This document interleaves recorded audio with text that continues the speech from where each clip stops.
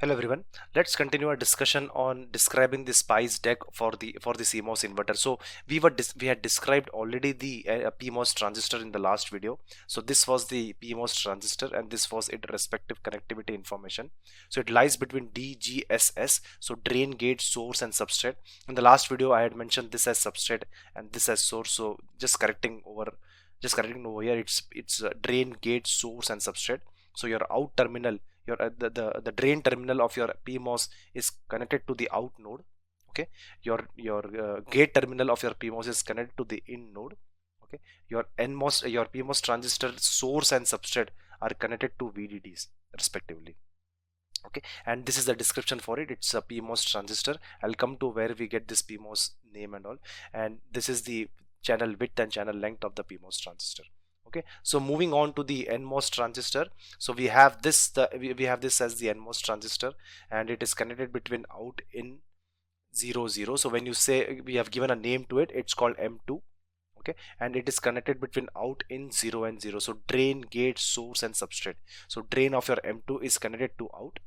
The gate of your NMOS is connected to in node, and your drain and the source and substrate are connected to 0 node. Okay, so that's what we have mentioned over here, and it is of the type NMOS, and width of the NMOS is 0.375 micron, and the channel length is 0.25 micron. So this was about the connectivity information of this CMOS inverter only.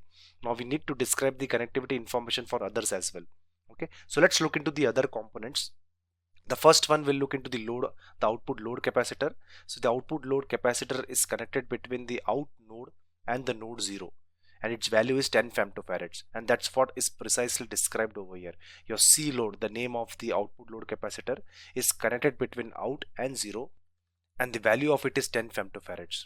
Okay, next you have the supply voltage, which is VDD. The supply voltage VDD is connected between VDD and 0. Okay, and the value of it is 2.5 volts.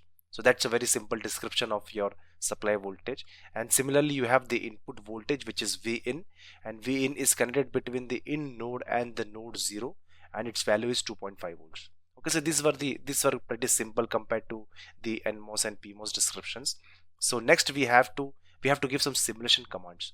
Okay, so the simulation commands come something like this. We say that so we had seen some simulation commands in the past when we were trying to describe an NMOS SPICE simulation. So in that case, we had swept the gate input voltage of your NMOS transistor from certain voltage. Okay, similar thing we'll be doing over here. We will be sweeping the gate input voltage from 0 to 2.5 at steps of 0.05. So the reason we are doing is we need to calculate the voltage at the output, or the waveform at the output, while we sweep the input voltage, because that's the voltage transfer characteristics, your output voltage versus the input voltage, and that's what we are trying to do. We'll be sweeping the input voltage by from 0 to 2.5 at steps of 50 millivolts or 0.05 volts, and measuring the output voltage, or measuring the output waveform. Okay, so that's what we will be doing over here.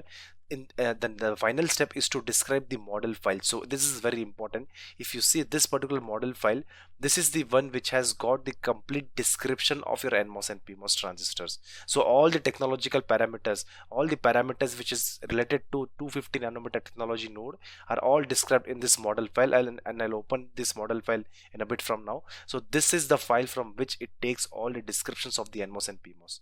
So in this file you will see an attribute called as NMOS, and all the descriptions related to that particular NMOS, all the parameters related to that particular NMOS. Similarly, you will see a keyword called as PMOS inside this mod file, and all the technological parameters related to this particular PMOS. Okay, so without wasting any time, let's try to move on and do the SPICE simulation. So we'll be doing a SPICE simulation for this particular specifications. You have WN, which is the channel width of your NMOS transistor, is equal to the channel width of your PMOS transistor, is equal to 0.375, and that's what we had seen over here. Your channel width we have kept constant. Okay, and the channel length for your NMOS and PMOS are kept as 0.25 micron, which is again constant, and your W by L ratio for your NMOS is equal to W by L ratio for your PMOS.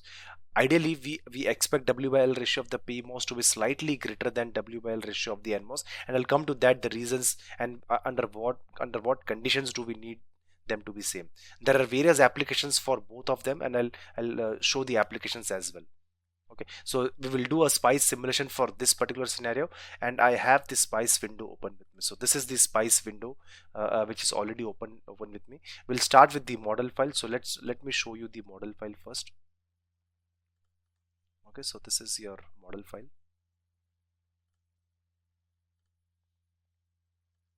So this is where it has got all the description. You have the model NMOS, its name is NMOS, and these are the all technological parameters with respect to this particular NMOS.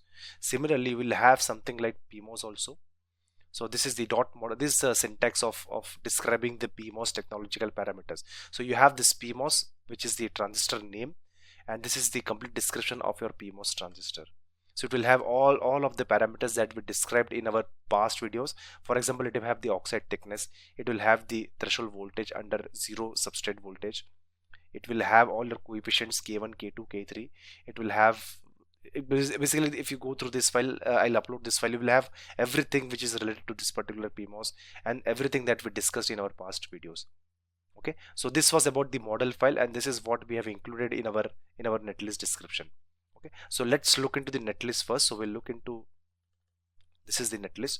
So this is the netlist that we had just described above. You have your PMOS transistor, you have your NMOS transistor, and the load output capacitor and everything. Okay, so we will do a quick simulation on this one. So we will pick up the spice just to minimize this. So we'll first go to this area over here. Okay, and next we have to source the circuit file. Let's do it. Okay, so now this says that when we actually source this, it says that the circuit is now present in this particular simulator. Okay, now we'll execute the circuit. The command is run. Okay, we will set plot, and when you just type set plot, you will see which plot is now currently present in your spice simulator. So it's DC1, and this is the DC transfer characteristics. Okay, so we'll give DC1. Okay, now we'll look into the nodes, that are the node voltages that are present to us. So we have this voltages that is currently present with us, and we have to plot out versus in, because that's what we are looking at. This is the node where you supply, and which is the voltage which you have been sweeping, and this is the output node that you want to look into the waveform. Okay, so we'll plot this and see what do we get.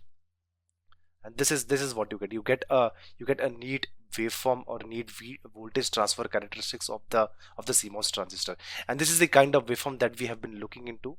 But if you see, this particular thing is slightly shifted towards the left.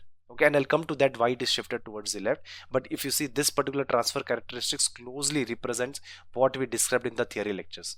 Okay, so let's minimize this. So let's move the waveform in this particular slide, and we'll move into the next kind of simulations, where we have kept the NMOS width as 0.375, but we have shifted the PMOS width to 0.9375. So 0.9375 is basically 2.5 times of your NMOS channel width, and let's confirm that. 0.375 multiplied by 2.5. So you have 9375, and we have increased the width of your PMOS transistor 2.5 times than that of the NMOS transistor. Why are we doing so? I'll come to that in a bit from now. Okay, so let's try to do the spice simulation for this one. So let's close this, and we have a separate. This will be the spice deck for a similar scenario that we just talked about. Everything else remains the same, except that your PMOS width goes to 0.9375. Okay, so we'll do a similar spice simulation. We'll go to our spice simulator. We will source. Let's copy this. We'll source this circuit file. .cir.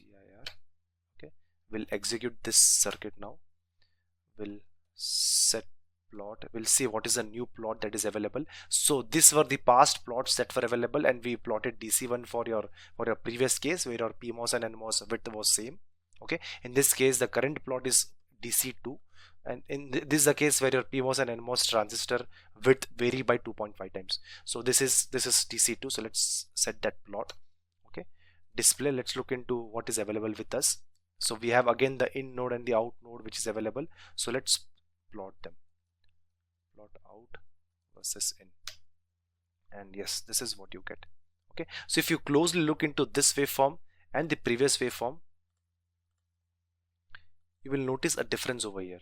And what is that difference? Let me try to come back on that particular difference in the next video. Just observe this particular difference, that this particular thing lies somewhere at the left side. So if this was a complete range of the voltage 2.5 volts, and if this was the center of your voltage, if this was the center of your graph, so this particular transfer characteristics is shifted towards the left. In this case, it's exactly at the middle. So let me try to give you more explanation on what exactly went in both the simulations. So let me try to cover all this in the next video. Thank you.